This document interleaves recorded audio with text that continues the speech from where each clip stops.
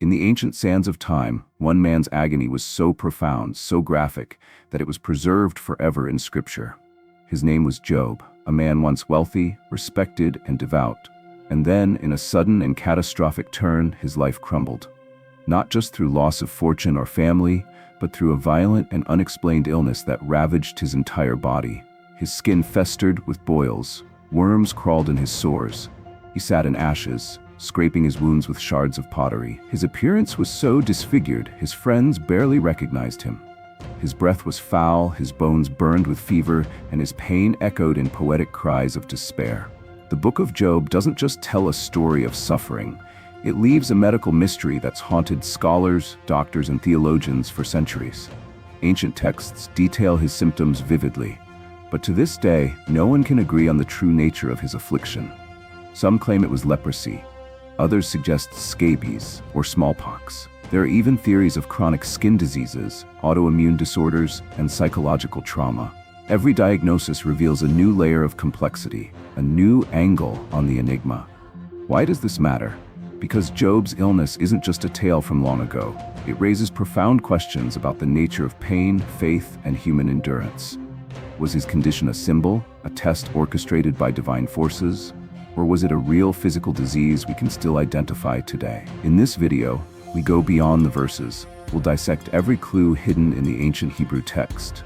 We'll explore historical diagnoses from rabbis and medieval doctors and compare them to modern medical interpretations.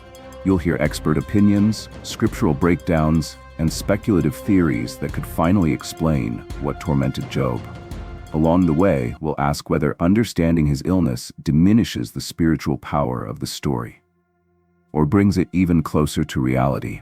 Because this isn't just a journey into biblical history, it's a forensic investigation into one of the oldest and most mysterious medical cases ever recorded. Stay with us. The answers might surprise you. Before the disease, before the ashes, before the torment, Job was the picture of success. He lived in the land of Uz, a place lost to time but believed to lie somewhere east of ancient Israel, perhaps in northern Arabia or Edom. Job wasn't just wealthy, he was legendary. He owned thousands of animals, had a vast household of servants, and was surrounded by 10 children. More than that, he was deeply righteous. The scriptures describe him as blameless and upright, a man who feared God and turned away from evil. The story opens with an extraordinary scene, not on earth but in heaven. A divine council gathers, and among them appears Satan. But this isn't the red-horned villain of later folklore. In Hebrew, he is Ha-Satan, the accuser, the challenger. He questions Job's integrity, suggesting that Job's devotion to God is purely transactional. Strip away his wealth, his family, his health, and Job will surely curse God. God accepts the challenge. In a devastating sequence of events, Job's life collapses. Raiders kill his servants and steal his livestock. Fire falls from the sky, consuming his sheep. A mighty wind destroys the house where his children are feasting, crushing them beneath the rubble.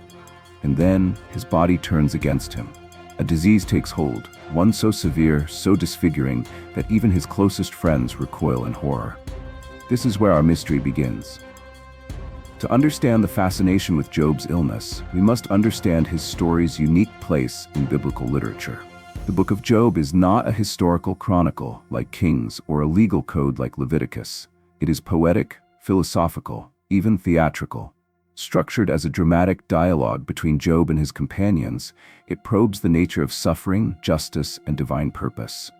Job is also unusual because he is not an Israelite. He exists outside the Abrahamic covenant, suggesting his story is meant to speak to all of humanity. His anguish is not for breaking the law or disobeying a prophet. It is unexplained, undeserved, and that's the point. This makes Job one of the most relatable figures in Scripture. His cries echo across millennia. Why do the wicked prosper? Why does God stay silent? What have I done to deserve this? His suffering speaks not just to theologians, but to anyone who's experienced pain without reason. And while the emotional and philosophical weight of Job's story has been studied for centuries, the physical description of his illness has sparked intense curiosity from another group, physicians. Why are his symptoms so detailed? Why describe the sores, the fever, the foul breath, the rotting skin, the worms? What disease could possibly cause such a combination of horrors? This intersection between scripture and science is what keeps Job's case alive in the minds of scholars and believers. He's not just a symbol, he's a case study, one of the most vivid medical portraits in all of ancient literature. So as we explore the possible diagnoses, keep in mind that this isn't about reducing Job's story to biology. It's about expanding our understanding. Because whether you're here for the theology, the history, or the medical mystery, Job's story still matters. To solve a medical mystery, the first step is a careful look at the symptoms. And Job, remarkably, provides one of the most detailed symptom profiles in all of ancient literature. He isn't vague. His suffering is laid bare in poetry, metaphor, and brutal imagery. It begins in Job 2:7, where the affliction strikes. So Satan went out from the presence of the Lord and struck Job with painful sores from the soles of his feet to the crown of his head. This sets the tone. The illness is total. His body is covered head to toe. No part is spared. But this isn't just a rash or irritation. In Job 7:5, he declares, "My body is clothed with worms and scabs. My skin is broken and festering." These aren't minor lesions. This is flesh deteriorating. The mention of worms might suggest myiasis, a parasitic infestation where larvae feed on decaying tissue, a condition still seen today in extreme cases of neglect or war-zone trauma. The scabs and festering wounds also raise the possibility of severe skin ulcers or bacterial infections. Job says in Job 30:17, "Night pierces my bones, my gnawing pains never rest." The suffering is internal too. His bones ache, his fever burns. In Job 30:30 he writes, "My skin grows black and peels, my body burns with fever." Black skin could indicate necrosis, gangrene, or vascular collapse. Fever signals systemic inflammation. Meanwhile, Job also mentions bad breath. "My breath is offensive to my wife," Job 19:17, which may point to gum disease, gastrointestinal illness, or infection of the lungs. He describes weight loss and wasting in Job 19:20. "I am nothing but skin and bones." In a time without advanced medicine or nutrition, prolonged fever, infection, and malnutrition could have led to cachexia, the extreme muscle and fat loss seen in chronic disease. But it goes further. His emotional and neurological state is collapsing. In Job 7:14, he writes, "You scare me with dreams and terrify me with visions." Scholars suggest this may indicate insomnia, hallucinations, or even delirium. Today, we recognize that long-term illness can trigger profound psychological distress, including depression, paranoia, and suicidal ideation. In Job 3, he curses the day he was born, a poetic expression of suicidal despair. "Why did I not perish at birth?" He feels abandoned by God, betrayed by friends, and unworthy of love. His spiritual torment compounds the physical, an overwhelming cocktail of pain, fear, and confusion. And all of this is witnessed by his friends, who sit silently for 7 days before accusing him. They tell him his suffering must be divine punishment. In their worldview, illness is proof of guilt. This reflects ancient cultural norms, where disease was seen not as a biological issue, but a moral or spiritual one. Their rejection turns Job into an outcast. He is not just ill, he is cursed, stigmatized, left alone in his anguish. This adds a layer of social suffering to his physical and mental trauma. Here's a clinical profile based solely on the Book of Job. Boils and ulcerative skin lesions, entire body. Itching requiring scraping with pottery, worms in wounds. Blackened, peeling skin. High fever, severe weight loss and emaciation. Halitosis, offensive breath. Bone pain, insomnia, nightmares, hallucinations. Crippling depression and despair. Extreme social isolation and public shame. This is not symbolic poetry alone. It reads like a medical case file. No single illness today matches these symptoms perfectly. Some experts propose leprosy, known in antiquity and associated with stigma. Others suggest scabies due to the intense itching. Some argue for elephantiasis, autoimmune disorders, or cutaneous leishmaniasis, a parasitic skin disease. Still others point toward a composite illness, a body worn down by multiple infections, malnutrition, and stress. In ancient times, even a minor illness could spiral into death if untreated. With no antibiotics, pain relief, or hygiene, small wounds could become lethal. There's also the theory of symbolic exaggeration, that Job's condition is dramatized to emphasize the depth of his suffering. But if so, why such medically accurate symptoms? Why worms? Why mention the burning of fever or blackened skin? These are grounded details, not just metaphors. Some scholars believe that whoever authored Job had personal experience with disease or witnessed it closely. The descriptions match what doctors see in advanced cases of infection and systemic illness. Others think it's a composite literary device, merging multiple conditions into one super suffering. Whatever the origin, the result is profound. Job's illness becomes a stand-in for every form of human agony. He is the original patient zero of unexplained suffering. A man whose pain could not be justified by guilt, and whose only crime was being part of a cosmic test. Understanding his symptoms isn't just curiosity, it's compassion. It's a chance to reframe his pain not as punishment, but as a human experience, real, raw, and deserving of recognition. Now that we've laid out Job's symptoms in striking detail, it's time to step into the realm of medical speculation. For centuries, physicians, scholars, and theologians have proposed a variety of diagnoses in an attempt to pin down the true nature of Job's illness. Some theories are compelling, others are extreme. All attempt to solve a mystery that's been open for millennia.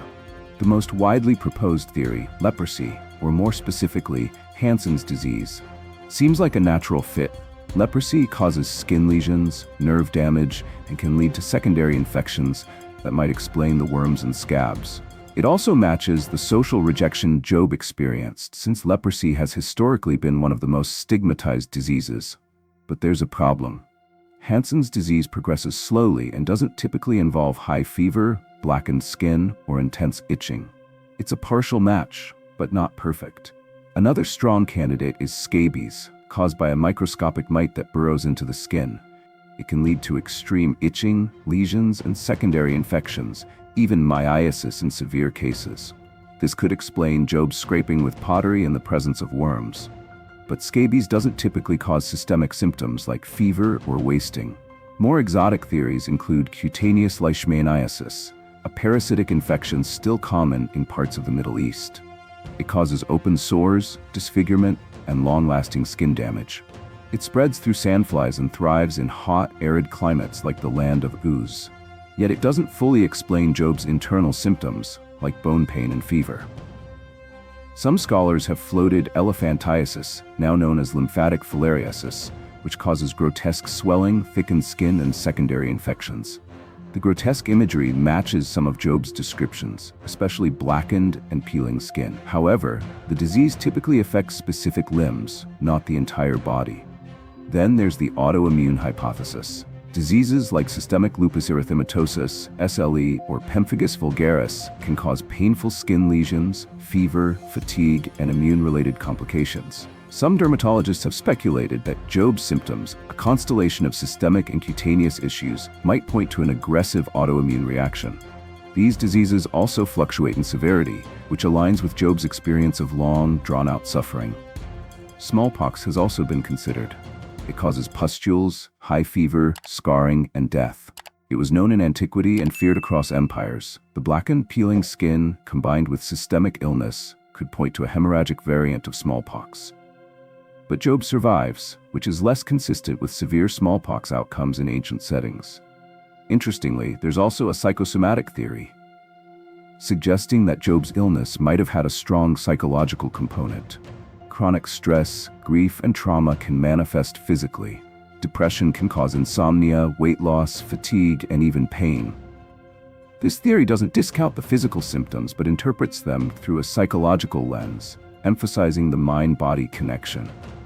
Then there's the symbolic interpretation, that Job's illness isn't meant to represent one real-world condition, but is a literary fusion of all suffering. This theory suggests the author compiled multiple diseases into one overwhelming condition to emphasize the extremity of Job's test. But again, why be so medically specific? Adding to the intrigue is how ancient medical thinkers approached the text. Medieval Jewish commentaries sometimes diagnosed Job with zarath, a biblical skin disease often mistranslated as leprosy, but believed to be something unique. Islamic scholars debated whether Job's illness was spiritual in origin or a test of endurance with a natural cause. Christian theologians focused more on the symbolism than the medical content, seeing Job's affliction as a foreshadowing of Christ's suffering. Modern medical professionals, when asked to diagnose Job, often approach it like a real case file, Some medical journal articles have even been published with differential diagnoses. Most conclude that Job's condition doesn't match one disease, but could be a combination, perhaps a tropical skin infection compounded by autoimmune disorder and worsened by malnutrition and isolation. In the end, the value in these theories isn't necessarily finding the correct diagnosis, because we may never know for sure. The power lies in the act of trying. In treating Job not just as a character in an allegory, but as a person whose suffering demands empathy, examination, and care. And perhaps that's the lesson beneath the skin, that healing begins not only with medicine, but with understanding. Not all pain leaves a visible scar. While the Book of Job provides raw and detailed accounts of physical suffering, it also opens a deeper and often overlooked door into the mind and soul of a man unraveling. To fully understand Job's illness, we must explore not just the body, but the psyche.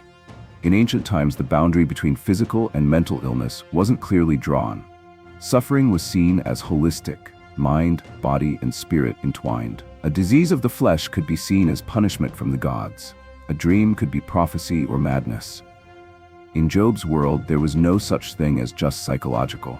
Yet Job's text speaks directly to the modern mind.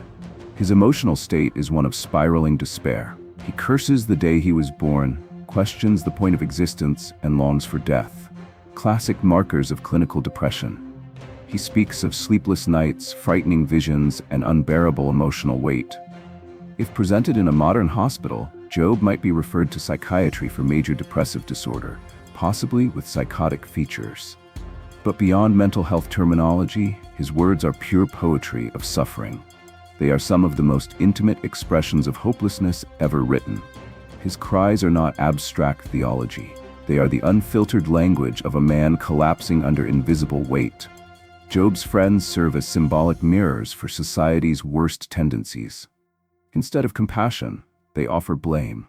They assume suffering must be deserved, that illness must reflect moral failure. This mindset is still present today. People with chronic pain or mental illness are often dismissed, shamed, or told to think positive as if optimism can cure disease. The symbolic interpretation of Job's illness is also crucial. For many theologians, Job is more than a historical figure. He's an archetype. His boils are not just lesions. They are manifestations of the world's unfairness, humanity's vulnerability, and the terrifying silence of heaven. In this view, Job's body becomes a battlefield, his flesh a scroll written with pain, each wound a metaphor for unanswered questions. Why do the innocent suffer? Where is justice?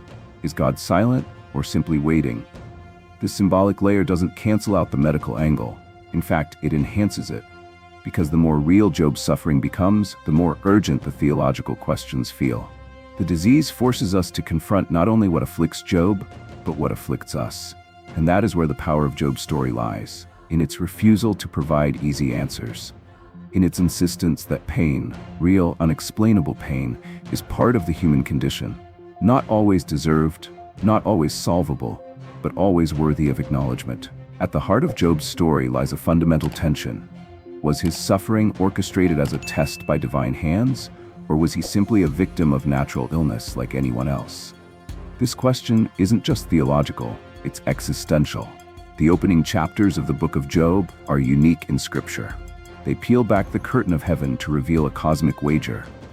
Satan, appearing not as an enemy but as a challenger, proposes that Job's piety is a product of privilege. Remove his blessings, strip him of his wealth, his family, his health, and he will curse God. God agrees. The test begins. This is the lens through which Job's illness is first presented, not as random misfortune, but as a controlled spiritual experiment. It's uncomfortable, even unsettling. The idea that God would allow such torment to prove a point has troubled readers for centuries, but it also serves a higher narrative purpose, to explore the nature of faith when nothing is left. If we read the illness purely as a divine test, then its symptoms are not as important as its function. The boils, the worms, the fever, these are props in a spiritual drama. The message becomes, true faith survives even when the body breaks. But if we approach Job's suffering as a natural event, a disease born of the earth rather than heaven, the story becomes something else.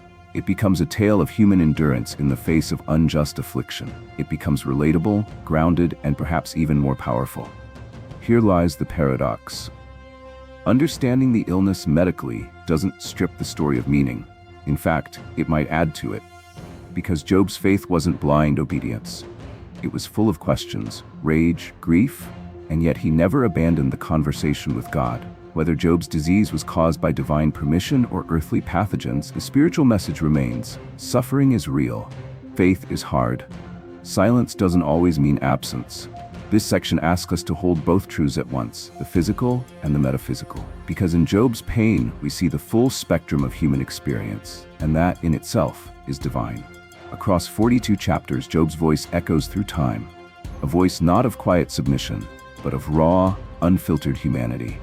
His suffering is not sanitized, his questions are not silenced, and his illness, mysterious and relentless, remains one of the Bible's most haunting riddles.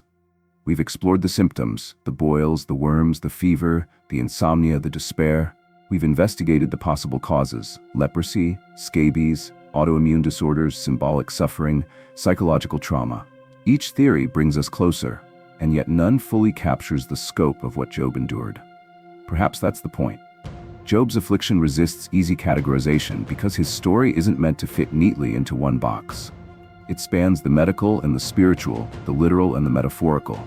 His body tells a story, but so does his silence, his anguish, and his refusal to accept simplistic answers. In the end, Job doesn't get an explanation. He gets a response from God out of a whirlwind. Not a cure, not a reason, but a confrontation with mystery itself. And in that encounter, something shifts. Job's pain remains real, but it no longer defines him. His faith survives, not because he understands, but because he endures. So what did Job really suffer from? A disease of the skin, the soul, or both? Maybe the more important question is, what do we see in his story? Do we see a man punished or a man chosen? Do we see weakness or strength? In Job's wounds, do we see our own, and in his survival, a mirror of our potential to endure? The mystery remains unsolved, and that, perhaps, is its enduring power. What do you think Job really suffered from? Leave your theory in the comments below. And if you found this journey fascinating, hit that subscribe button and like this video, because there's more biblical mystery waiting to be uncovered.